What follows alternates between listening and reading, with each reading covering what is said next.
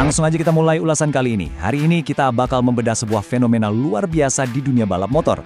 Kita bakal ngeliat gimana seorang rookie, pendatang baru, bener-bener lagi nulis ulang buku aturan teknis di dalam garasi raksasa Honda Racing Corporation. Buat kalian yang ngikutin banget motorsport, wah, analisis teknis yang satu ini jelas pantang buat dilewatin. Kita buka dengan sebuah pengakuan masif dari mantan juara dunia sekaligus manajer Honda Tim Asia, Hiroshi Aoyama. Dan ini bukan sekedar basa-basi manajer buat muji pembalapnya ya. Aoyama ini pada dasarnya ngaku kalau data telemetri yang masuk dari motor balap timnya itu nunjukin sesuatu yang secara teknis seharusnya mustahil dilakuin.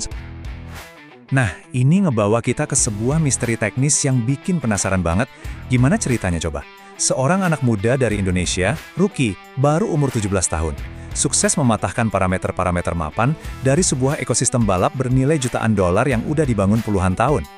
Oke, mari kita masuk ke bagian pertama, mengurai the dead space atau titik mati.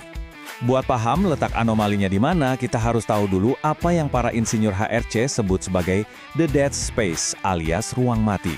Gampangnya, ini tuh zona krisis pas di tengah tikungan, tempat di mana nggak ada pembalap yang berani ambil risiko. Biasanya nih, pas di titik puncak tikungan ini, sistem elektronik dan suspensi motor berasumsi kalau si pembalap cuma bakal meluncur ngikutin momentum. Tapi coba perhatiin deh kontras yang luar biasa di sini.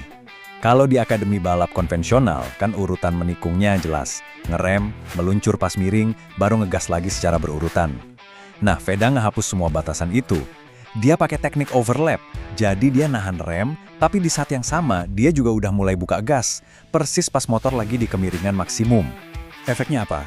Poin krusialnya, gaya balap Veda ini ibaratnya berkelahi ngelawan sistem keamanan motornya sendiri. Beban ban belakangnya jauh ngelewatin parameter mekanis standar, dan karena kemiringannya kelewat ekstrim, sistem kendali traksi jadi panik dan otomatis motong tenaga motor. Akhirnya, para engineer-nya Honda sampai harus lembur gila-gilaan buat kalibrasi ulang algoritma darurat cuma dalam hitungan minggu, yang normalnya butuh waktu berbulan-bulan.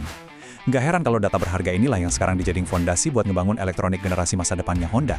Lanjut ke bagian 2, kita bahas gimana dia menantang teori balap ortodoks Eropa. Kalau kita bandingin dengan para legenda, kita bisa ngelihat jelas lompatan evolusi yang lagi kejadian sekarang. Dulu, Dani Pedrosa itu selalu ngasih data yang super bersih dan sempurna buat teknisi. Terus datang Marc Marquez yang pakai tenaga fisiknya yang ekstrim. Nah, kalau Veda, dia ini benar-benar nemuin cengkeraman ban di zona-zona buta yang belum pernah dipetakan sebelumnya. Zona yang menurut teori Akademi Eropa itu seharusnya nggak punya kecepatan sama sekali. Dengan mengabaikan teori ortodoks Eropa, pendekatan akselerasi lebih dulu ala Veda ini sekarang justru dipandang sama Honda sebagai keuntungan asimetris yang luar biasa. Ini dinilai jadi senjata rahasia buat Honda ngelawan dan mematahkan dominasi pabrikan-pabrikan Eropa di kancah dunia saat ini. Sekarang di bagian 3, mari kita lihat gimana dia mendominasi grid Moto3. Kecepatan dia di atas ke atas itu langsung dibuktiin lewat eksekusi yang bersejarah. Dia sukses ngamanin posisi ketiga di Grand Prix Brazil. Ini luar biasa banget karena dia langsung cetak sejarah jadi pembalap Indonesia pertama yang bisa naik podium di kelas Moto3 kejuaraan dunia. Dan jelas dong, kesuksesan ini bukan kebetulan. Hiroshi Aoyama ngerangkum ada 4 kemampuan mematikan dari Veda. Mulai dari pintar ngatur manajemen balapan dan irit ban, pace atau ritme balapnya konsisten kencang di sektor-sektor teknis yang susah, sampai insting racecraft-nya yang super tajam.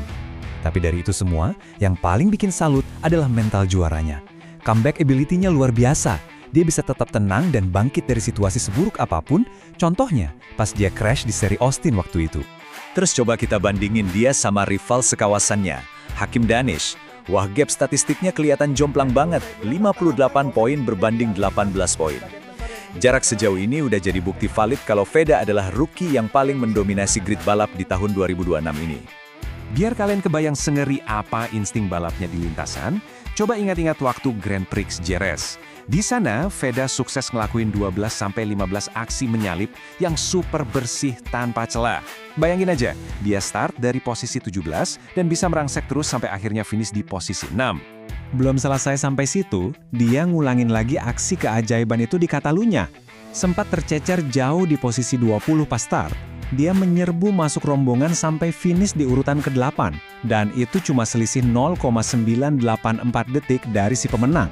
Nggak heran kan kalau media Italia sampai nggak mikir 2 kali buat nge-labelin dia sebagai pembalap terbaik di grid saat itu?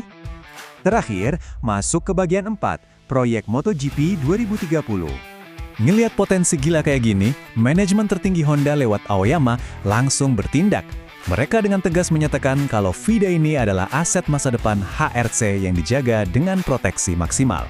Secara harfiah statusnya itu tidak dijual.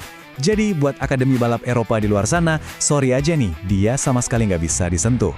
Honda juga nggak mau buru-buru, mereka udah nyiapin cetak biru yang terstruktur super rapi. Targetnya udah dikunci jelas.